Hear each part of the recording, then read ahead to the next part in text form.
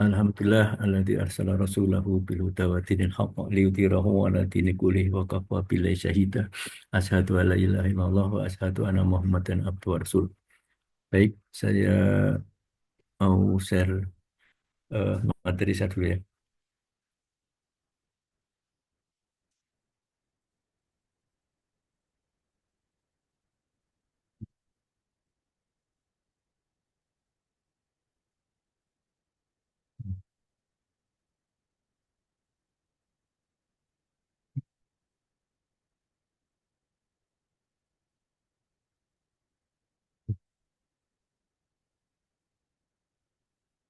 Apa sudah bisa dilihat eh, PPT saya? Belum muncul, dokter. Oh, belum, belum. Ya, Belum. berarti masih. Belum, dokter. Belum keluar. Oh, iya.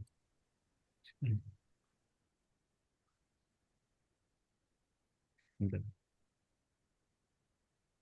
Ini, oh ya.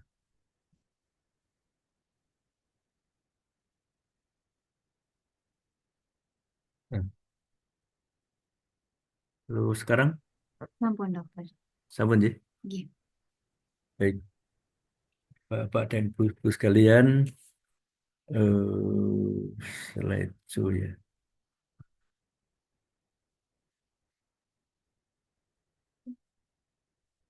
Ya, baik. Eh, Sudah, dokter. iya. Ini, Oke. Alhamdulillah kita bisa bertemu pada kajian pagi hari ini, hari Jumat yang penuh berkah ya. Nah, kesempatan ini saya akan menyampaikan tentang azab, ujian, dan bala ya. Apa itu pengertiannya dan apa perbedaannya dan bagaimana kita mensikapi ketika nanti mendapat azab, ujian maupun bala ya. Namun sebelumnya saya mengingatkan ya, ini hari Jumat ya. Hari Jumat itu hari yang penuh barokah. Ketika kita beramal, amal kita akan pahalanya lebih besar dibanding ada beberapa amalan yang sangat baik kita laksanakan di hari Jumat ya. Syukur kalau itu kita biasakan ya. Pertama adalah membaca surat Al-Kahfi.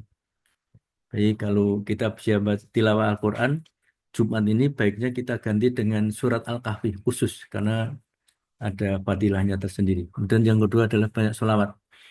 Nah, hari Jumat ini kita perlu banyak sholawat. Yang kelima Jumat adalah sejak Kamis Maghrib kemarin ya, ini sampai nanti sebelum Maghrib. Dan juga banyak sedekah. Nah, ini yang dinasihatkan oleh para ulama ya. Satu lagi adalah doa di hari Jumat, ada dua pendapat ya. Pertama, makbul itu, doa sangat makbul di hari Jumat itu adalah sekitar hari Jumat ini ya, 1 jam sebelum Maghrib. Ustadz Firanda itu pernah menyebutkan bahwa sebelum Maghrib itu kajian-kajian di Masjid Medina, di Masjid Nabawi, Masjidil Haram itu kajiannya biasanya dihentikan sekitar 1 jam sebelum Maghrib. Sehingga memberi kesempatan untuk berdoa. Tuh. Ini monggo doa makbul di hari itu. Baik, kita masuk ke materi ini. Pertama adalah adab. Apa itu adab? Mungkin kita sudah sering ya mendengar kata adab, tapi kita ingin lebih mendalami ya. Adab adalah hukuman dari Allah yang diberikan kepada seseorang atau suatu kaum sebagai balasan atas dosa dan kesalahan mereka, terutama jika mereka tetap dalam kekufuran dan kemaksiatan. Ini nama adab. Ini memang adab itu memang hukuman gitu ya, hukuman atau punishment gitu, punishment. Nah, ciri-ciri adab adalah adab ini bersifat hukuman atau perbuatan buruk. Ini ciri-cirinya. Hukuman atau sesuatu yang ya sejenis bencana yang membuat kita tidak enak, membuat kita ya sengsara dalam batas-batas tertentu. Nah, ini biasanya adab itu didahului dengan terjadinya setelah adanya peringatan. Setelah diperingatan, namun manusia mengabaikan. Nanti kita akan lihat contoh-contohnya ya. Ada peringatan, namun manusia mengabaikan. Nah, kemudian tujuan utamanya adalah menghukum. Ini bukan membersihkan dosa, tapi memang menghukum. Jadi Allah itu menghukum pada orang yang eh, terkena adab ini.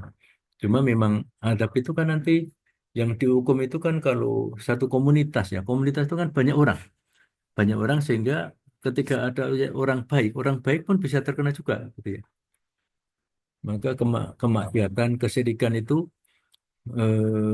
kenapa seorang yang saleh para dai itu ya itu mengingatkan jangan berbuat kesyirikan karena nanti kalau Allah mendatangkan adab yang kena semua gitu ya, yang kena semua. Baik, ini kemudian dalilnya wattaquna wattaquna rollari uiddat lil kafirin, dan pelihara dirimu dari azab yang disediakan oleh untuk orang-orang kafir. Ali Imran ayat 131. Juga kisah kaum Ad ya. Kaum Ad itu adalah kaumnya Nabi Hud. Nabi Hud itu setelah Nabi Nuh ya. Juga kaum Samud. Kaum Samud itu kaumnya Nabi Saleh. Dan umat Nabi Nuh. Ya, umat Nabi Nuh dibinasakan karena kekufuran mereka. Nah, kalau umat Nabi Nuh itu kan ya dibinasakan dengan banjir. Banjir dan habis tidak tersisa ya. Jadi masyarakat yang tinggal adalah yang ikut di perahu Nabi Nuh. Dan dalam surat Al-Anfal ayat 5 saya disebutkan dzalika bima qaddamat aydikum wa anallahu bidzalil abid. Maka kami menghukum mereka karena dosa-dosanya. Nah, contoh adalah kaum Nabi Nuh yang ditenggelamkan dengan banjir besar. Kaum Nuh yang ditenggelamkan dengan banjir. Itu sudah ada peringatan-peringatan. Dan dakwah yang dilakukan oleh Nabi Nuh itu kan sangat panjang. Usia Nabi Nuh itu ada yang menyebutkan di atas 1.000 tahun ya. Ada yang menyebutkan sampai 1.200 tahun. Ada yang menyebutkan 950 tahun tuh. Memang umat masa lalu itu kan usianya panjang-panjang gitu ya. Usianya panjang-panjang. Kaum Lut yang dibinasakan dengan angin badai dan kaum Lut ya, angin badai dan hujan batu. Nah, kaum Lut itu kan kaum kaum apa? LGBT ya. Menyukai sesama jenis. Nah, apa yang dilakukan kemaksiatan yang dilakukan pada masa lalu gitu ya. Nanti memang akan terulang. Gitu. Nah, kita lihat kaum LGBT sekarang banyak gitu. Nah, kita perlu waspada Bapak Ibu sekalian ya untuk mewaspadai agar komunitas kita itu ya. Ini tidak diwarnai dengan hal yang begitu. Tidak ada masa yang masuk ke sana. Kalau Musa masuk kita perlu kita waspadai ya. Kaum Ad diciptakan oleh Allah dengan postur perawakan yang besar. Ini kaum Ad ya. Kaum Ad itu kaumnya Nabi Hud. Yang kawan lebih besar dan bermasalah lain yang hidup pada masa itu. Allah membinasakan kaum Ad dengan angin topan yang sangat dingin. Kaum Ad adalah kaum pertama yang menyembah berhala setelah terjadinya bencana banjir pada Nabi Nuh. Nah, sudah urut ya. Nabi Nuh dan Nabi Hud. Nabi Nuh ada kemaksiatan, kesyirikan, kemudian azab Allah berupa banjir. Nah, kemudian pada Nabi kaum Ad, nabinya Nabi Hud juga terkena apa dibinasakan dengan topan yang sangat dingin. Nah, seluruh ulama bersepakat bahwa Ad hidup sebelum kaum Samud. Ini, kaum Samud, maksudnya ini Nabi Hud ya. Kaumnya Nabi Hud memang sebelum kaum Nabi Samud. Ibnu Katsir dalam kitabnya judul Qasas Al-Anbiya menjelaskan Allah membinasakan kaum Ad dengan angin topan yang sangat dingin. eh, Tafsir Ibnu Katsir itu tafsir yang sangat terkenal ya, sangat mungkin di antara tafsir yang sangat paling familiar itu adalah tafsir Ibnu Katsir. Tafsir Ibnu Katsir. Maka kita perlu ya apa? Jadi kebiasaan kita tilawah membaca Al-Quran perlu kita tingkatkan. Kalau dulu membaca sudah berpahala. Tapi kalau kita tingkatkan dengan memahami maknanya, tafsirnya, itu akan sangat lebih bagus. Berpahala sangat besar. Nah, kemudian sekarang ujiannya. Apa itu ujian? Ujian adalah cobaan yang diberikan oleh Allah untuk menguji keimanan.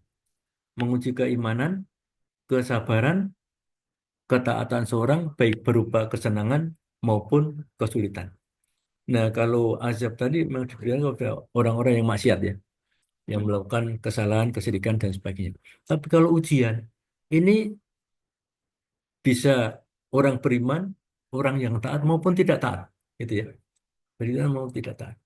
Ini bisa berupa nikmat ataupun berupa musibah, berupa nikmat ataupun berupa musibah. Misalnya berupa nikmatnya, sangat banyak ya di antara orang-orang yang apa diberi nikmat rezeki yang bagus ini misalnya ya, misalnya lulus sudah lulus dokter lagi. Kedokteran itu kan pilihan gitu ya. Orang itu saya benar dari teman-teman. Kalau sosialisasi kemana yang ditanyakan apa? Di antara yang banyak ditanyakan adalah fakultas kedokteran di antaranya informasi ya teman-teman. Pilihan. Udah telah lulus dokter umum dapat spesialis lagi. Setelah spesialis subspesialis lagi. Itu kan nikmat yang luar biasa. Tapi ini duniawi. Tapi betapa banyak di antara kita yang itu kemudian sibuk dengan profesinya, gitu ya. Kemudian tidak sempat atau tidak menyempatkan diri untuk mendalami agama. Nah, itu sangat banyak yang begitu.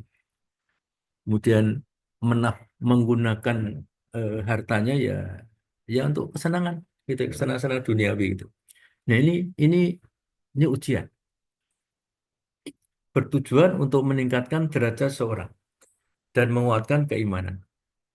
Misalnya masyarakat di Gaza ini ya, di Gaza yang ya, alhamdulillah kembali sudah sudah apa itu gencatan senjata. Cuma Israel itu kan oh ya kurang ajarnya berlebihan yaitu. Ketika prajuritnya kalah, prajuritnya itu kalah dengan Hamas gitu ya. Tank yang tank Merkava yang sampai apa dihancurkan oleh pasukan Hamas itu bisa mencapai 1.500. Banyak sekali, padahal kuat sekali. Tapi dia kalah di situ, kemudian eh, dia melakukan genosida, menghancurkan rumah-rumah, bangunan-bangunan ya. Sudah mayoritas lah, mungkin di atas 60, mungkin di atas 70% bangunan hancur gitu ya. Yang meninggal berapa ya? Yang syahid ya. Kita nyebutnya dengan syahid karena jelas korban peperangan ya. Menyebutkan dengan syahid. Jadi insya Allah syahid gitu ya. Insya Allah syahid. Di atas 47.000 itu belum yang yang terpendam, yang terpendam. Dan masyarakatnya nggak ada yang menyalahkan mujahidin Hamas itu nggak ada yang menyalahkan mujahidin nggak ada. Kemudian kalau sana itu kan potensial untuk stres, untuk sakit jiwa ya. Tapi nggak ada informasi masyarakat Gaza sakit jiwa nggak ada. Apa ini artinya? Artinya kan keimanannya kuat sekali, keimanan tinggi sekali. Tapi justru nggak ada apa, misalnya di Jepang, di Korea Selatan itu yang bunuh diri sangat banyak. Itu apa artinya? Artinya kerentanannya rendah. Yang kedua adalah pertolongan Allah. Pertolongan Allah itu yang menolong pada hambanya yang di apa? Yang dianiaya. Nah, dialami oleh beriman maupun tidak. Ya beriman maupun tidak. Ini ujiannya. Dengan ujian untuk masyarakat Gaza itu kuat sekali. Nah, saya kira masing-masing kita juga pernah ya sudah pasti ya pernah mengalami ujian dari Allah Subhanahu Wa Taala itu. Nah, bisa jadi nanti kita lihat ada nas-nasnya ya. Nah, dalil eh, alfa dan juga akan uji wala nabluwakum wala nabluwanakum bisyai'in minal khawf wal ju' wa naqsim minal amwali wal anfusi wal thamarat wa basyiri sabirin. Dan sungguh eh, wala nabluwanakum. Nah, ini kalau dari sisi ya ilmu balaghah ya kajian bahasa Arab. Wala na gitu. Ini memberikan makna apa? Menekankan, takkid gitu ya, menekankan. Sehingga kalau di Indonesia ada cuma gini aja. Dan sungguh, nah ini, dan sungguh itu kan menyangatkan, gitu, ya, menyangatkan dan sungguh. Tapi kalau makna kita kaji bahasa wala itu ada beberapa kalimat penekanannya itu ada beberapa. Hanya ya sungguh, nah dengan rasa takut, kelaparan. Nah kalau kita kan nggak sampai. Kalau kekurangan harta ini sering ya, sudah kerja apa kerja keras gitu ya, tapi kok tetap kurang saja itu. Apalagi kalau bapak ibu yang putra-putrinya anu ya, putra-putrinya apa? Mahasiswa-mahasiswa ada 3 4 mahasiswa itu. Wah, awal semester itu apalagi masuk sekolah biaya besar itu ya. Terus kita jadi kekurangan. Tapi alhamdulillah kita di UMY ini kan cukup lumayan ya. Pengajian naik terus, ada tunjangan-tunjangan juga naik terus gitu ya. Eh, ini kekurangan harta ini bagian dari ujian kita. Kalau jiwa buah-buahan. Kadang bisa jadi saudara kita meninggal. Ini ujian gitu ya. Kalau kita lulus gitu, keimanan kita akan meningkat. Nah, Rasulullah juga bersabda, barang siapa yang dikehendaki kebaikan baginya, maka Allah akan memberikan cobaan. Jadi makanya orang tambah baik, tambah kuat imannya. Cobaannya akan semakin berat. Ya. Yang di Rasulullah adalah ahli Bukhari ya. Bukhari, hadis itu yang disebutkan Bukhari dan Muslim, atau hadis riwayat jamaah, atau Bukhari saja, atau Muslim saja, nah itu ditanggung sahih. Itu ditanggung sahih. Ini ada ilmu hadisnya menyebutkan begitu. Ini kalau Bukhari ini kayak yakin. Kalau jelas saya itu jelas ini dari Rasulullah. Nah, kemudian contoh ya, contoh ujian dia adalah Nabi Ayub. Nabi Ayub dengan penyakit dan kehilangan keluarganya. Nabi Ayub dengan penyakit dan kehilangan keluarganya, penyakit berat sampai istrinya mau meninggalkan. Nah, ini namanya ujian. Kekayaan dan keuangan yang dimiliki seorang juga bisa menjadi ujian. Nah, tadi ya, saya sebutkan kekayaan dan keuangan yang dimiliki oleh seseorang. Termasuk keberhasilan kita, keberhasilan Bapak Ibu, gitu ya. Oh, jangan jangan dikira misalnya orang berhasil haji gitu ya. Berhasil haji itu, oh, ada juga orang yang maunya di mana-mana dipanggil haji, gitu ya. Nah, ini kan apa ya, ujian untuk riak dan tidak. Nah, pengungsi Palestina. Pengungsi Palestina ini jelas ya. Kemudian tawanan penyakit Setnaya. Setnaya itu Suriah ya. Di penjara Suriah, Suriah itu ketika kemudian dibebaskan oleh para mujahidin ya, oleh para mujahidin yang alhamdulillah sekarang sudah berkuasa ya, namanya apa, Syara, Muhammad Syara yang jadi presiden ya. Itu seorang Sunni yang sangat baik. Kemudian setelah menghancurkan rezim Bashar al-Assad. Bashar al-Assad itu adalah putranya dulu Hafiz al-Assad. Dia itu penganut Syiah sekte Nusairiyah. Nusairiyah itu mempertuhankan Ali. Jadi Ali itu dipertuhankan. Jadi itu kesesatan luar biasa. Nah, ketika eh, jadi rakyatnya dimusuhi, gitu ya, karena rakyatnya itu mayoritas berontak sampai 14 tahun ya. Nah, di antara yang dia miliki, yang dimiliki Bashar Assad itu ada namanya penjara Setnaya. Penjara Setnaya itu eh, apa? Penjara sangat berat kan, gambar-gambarannya itu. Nggak usah saya sampaikan di sini ya, gambaran beratnya tawanan Setnaya. Tapi itu adalah ujian. Nah, kemudian tiga adalah balak ya. Apa yang disebut dengan balak? Nah, balak ini musibah. Nah, balak adalah musibah atau cobaan yang menimpa seseorang, baik sebagai peringatan agar kembali kepada Allah, hukuman atas dosa, atau sebagai ujian untuk menguatkan iman. Gitu ya. Ini bisa bisa berupa keduanya. Ciri-ciri balak adalah terkadang sebagai peringatan agar seseorang bertobat. Bisa jadi pada individu, keluarga maupun masyarakat. Tujuannya tergantung konteksnya ya. Bisa memperingatkan, membersihkan dosa, atau meningkatkan derajat. Ini, ini namanya balak.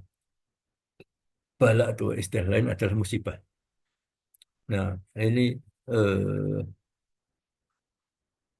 di antara nas-nasnya adalah surat apa ini, Al-An'am ayat 42. Walaqad arsalna ila ummamin min qablika fa akhadnahum bil bil ba'sa'i wad dharra'i la'alahum yatadarrun. Dan kami tempatkan kepada mereka bala bencana dan kesengsaraan agar mereka memohon pada Allah dengan kerendahan hati. Dan Rasulullah juga bersabda terkait dengan bala ini, tidaklah seorang mukmin ditimpa rasa sakit, kelelahan, penyakit, atau kesedihan kecuali Allah menghapus dosa-dosanya karena hal itu. Maka ketika kita orang sakit ya, apa yang kita lakukan? Ya mendoa, menasihati agar sabar, menasihati agar sabar. Jangan sampai sakit itu apa ya, menunjukkan hal yang tidak sabar. Kalau sabar nanti apa dampaknya? Dampaknya adalah dosa-dosanya akan terhapus. Nah, maka ada seorang ulama yang menjelaskannya. Kenapa eh, ada orang yang diberi sakit, kadang sakitnya itu berkepanjangan. Biasanya punya sakit kanker sampai beberapa tahun atau beberapa bulan gitu ya. Ya ada penderitaan gitu. Saya belum lama anu kehilangan salah satu ponakan saya, anaknya kakak saya yang waktu ketika kanker itu karena dia suaminya kerja di luar Jawa, kemudian ketika di sini periksa sarjito itu di rumah saya tahu persis ya rasa sakit yang dialami segala itu ya. Itu dan setelah dioperasi ternyata juga tambah berat.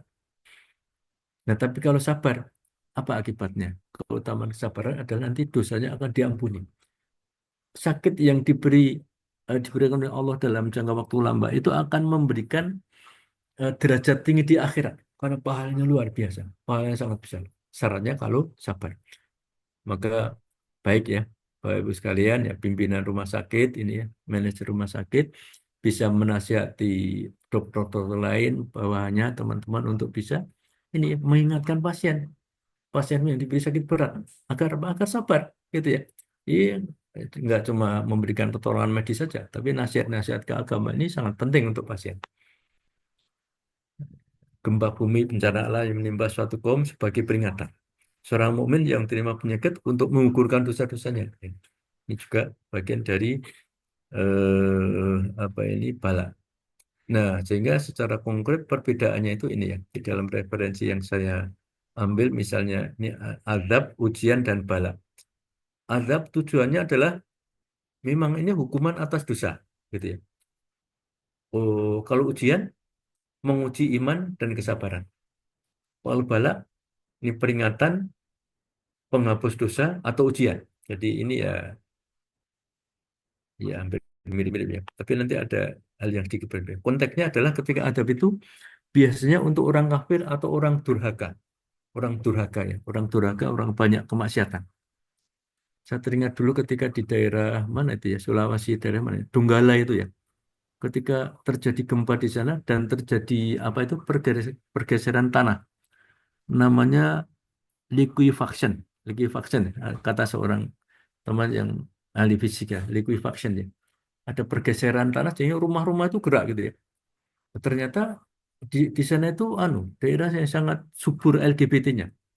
LGBT subur sekali. Nah, kalau konteksnya itu, maka itu adalah azab gitu ya. Ujiannya untuk semua manusia. Nah, bala ini bergantung pada amal seseorang. Nah, hasilnya kalau ada itu ada kebinasaan atau kehancuran. Nah, kalau ujian, hasil akhir adalah peningkatan derajat iman. Nah, kalau bala hasil akhir adalah membersihkan dosa atau sebagai pengingat. Membersihkan dosa atau sebagai pengingat. Nah, dan kita fokus ke ujian ya. Ini jenis-jenis ujian. Nah, pertama adalah ujian itu dengan rasa takut, kelaparan, dan kekurangan. Tadi ya sudah saya bacakan. Wala nabluwakum bisyai'in min khauf wal ju'i wa naqsin minal amwali wal anfusi wa thamarat wa basyyiris sabirin. Ini kita lihat nih ya. Walana, walana ini. Ini takkidnya beberapa.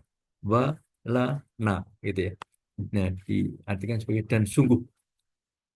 Ini kelaparan ke orang harta, jiwa dan buah-buahan dan sampaikan kabar gembira pada orang yang sabar. Sehingga ketika misalnya yang sangat berat itu kan orang tua kehilangan anak gitu ya. Apalagi satu-satunya gitu ya. Kehilangan anak ini biasanya berat sekali. Saya pernah waktu di rumah sakit PK itu ya, seorang ibu nih bayinya itu meninggal gitu ya.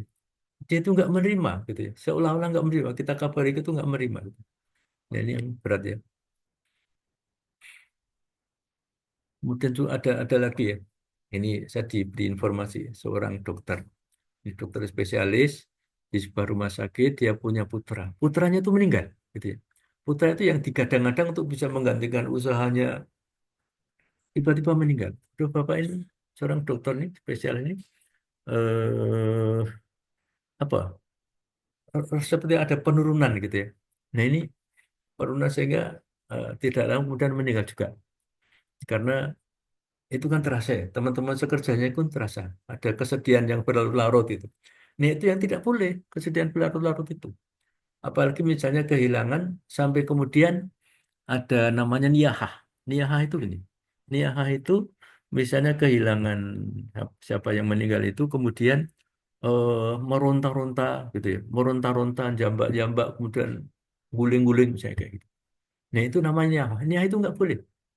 Niyahah itu akan menyebabkan nanti orang yang meninggal itu mendapat mendapat peringatan atau punishment nggak baik, kondisi nggak baik di alam kuburnya lah gitu ya. Jangan sampai kita niyahah, apalagi berlarut-larut begitu ya. Nah ini makanya namanya ujian. Ujian itu namanya ujian, tapi kan nggak lulus kalau gitu. Nah, namanya diri kita, anak kita itu kan milik Allah. Diambil kembali ya sudah. Innalillahi wa inna ilaihi raji'un. Ujian untuk mengetahui siapa yang beriman dan tidak. Nah ini Al-Ankabut ya. Hasyaban nasu ayutraku ayakulu ammana wahum la yuftanun. Apabila mengira bahwa mereka dibiarkan hanya dengan mengatakan kami telah beriman dan mereka tidak diuji. Ya, nah ini kan kalimat kalimat retoris ya. Tidak perlu jawaban bahwa nanti semuanya akan diuji, gitu ya.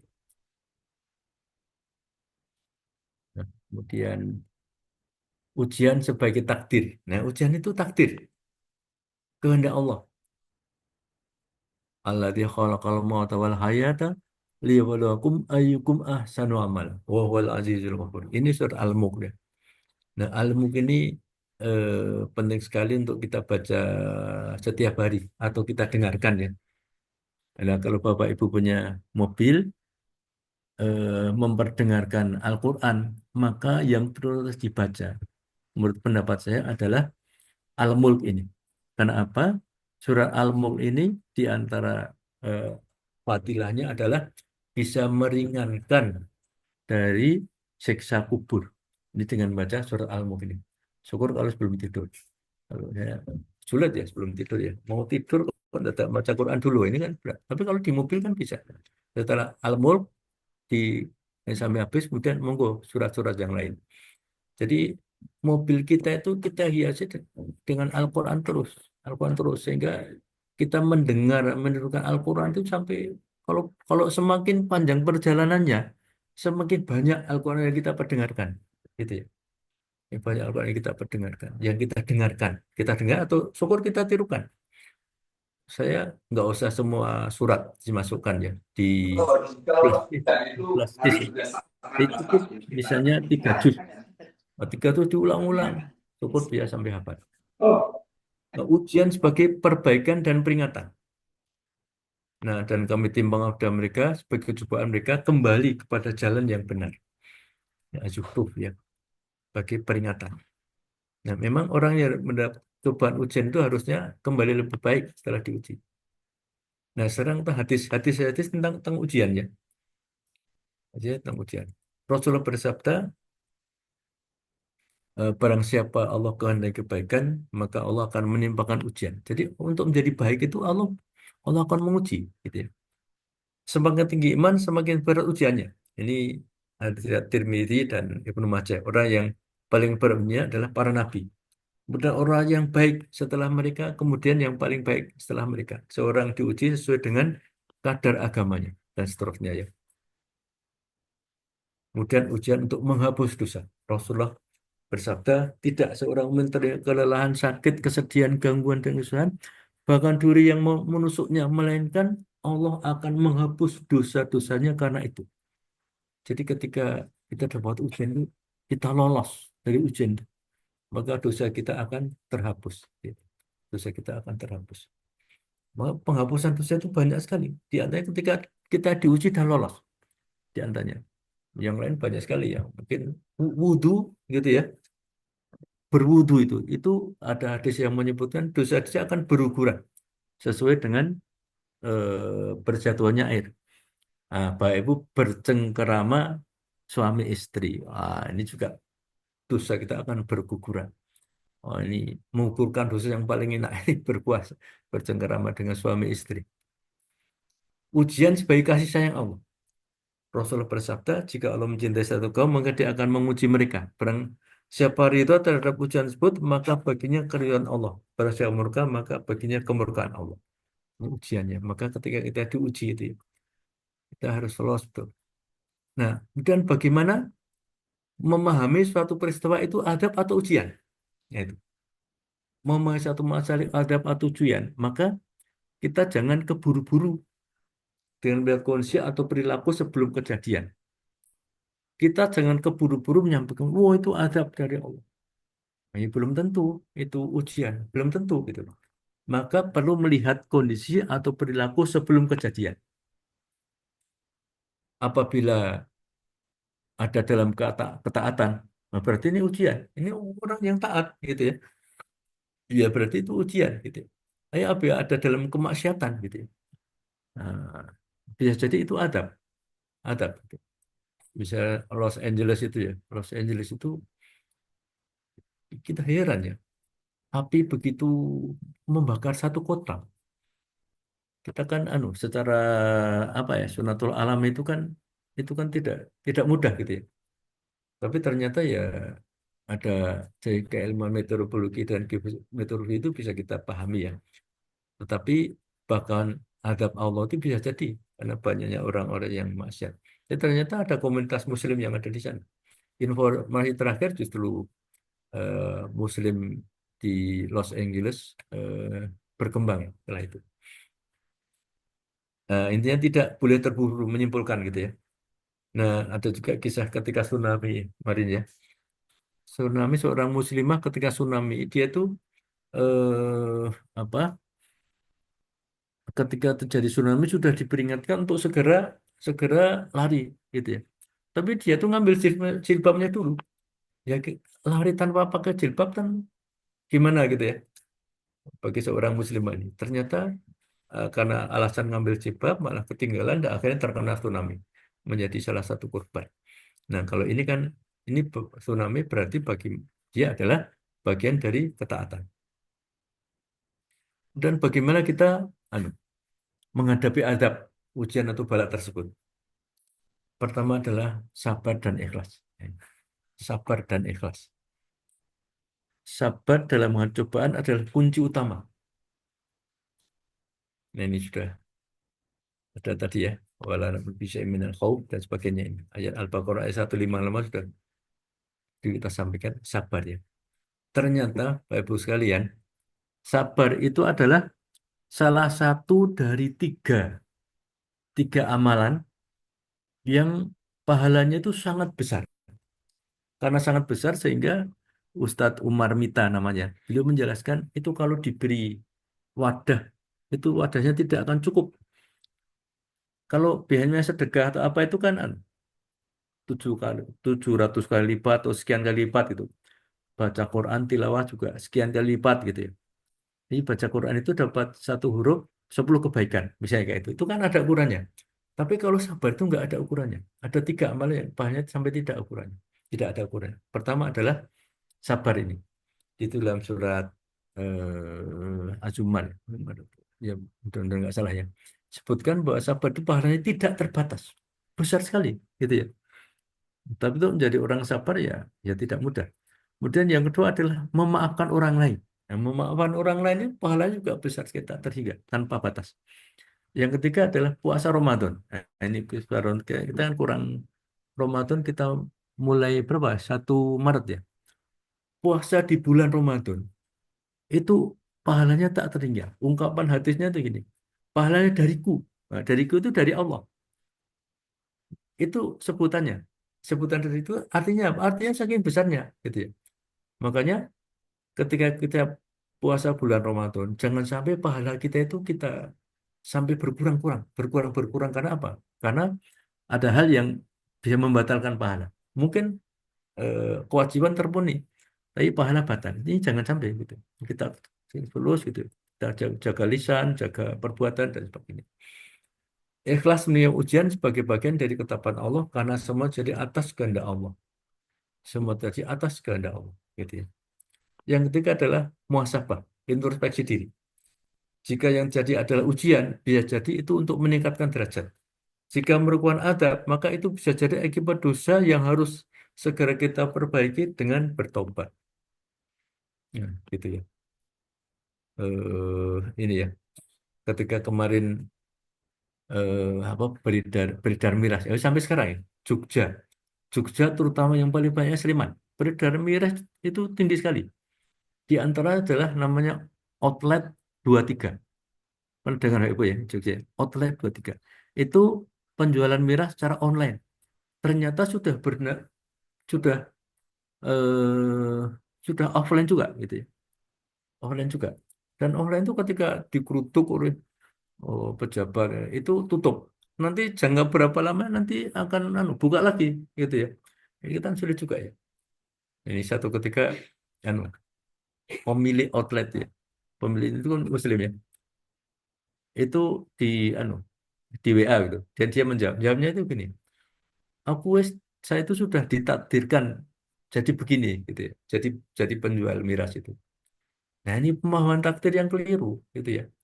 Jadi orang menjual miras, orang ngaji segala itu kan pilihan gitu. Itu pilihan kita mau apa. Kalau milih yang perbuatan yang maksiat, maka yang akan didapat ya kejelekan itu.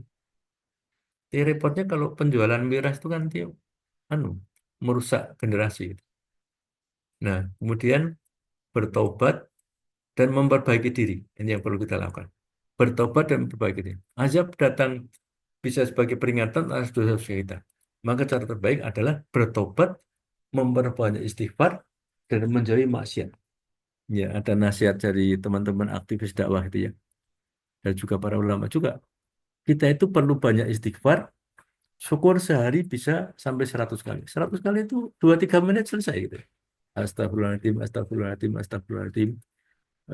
Kita hitung dari jari kita itu ya. Misalnya satu jari itu 3 kali 10 jari berarti kan berapa? 3 kali 10, 30.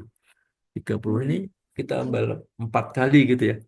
Nah, itu sudah selesai istighfar 100 kali misalnya kayak gitu. Kalau gitu kita laksanakan sepertiga malam akhir. Nah, nanti berarti dosa kita akan mudah terhapus karena istighfar tadi. Dan ternyata berbuat dosa itu tidak sulit gitu ya.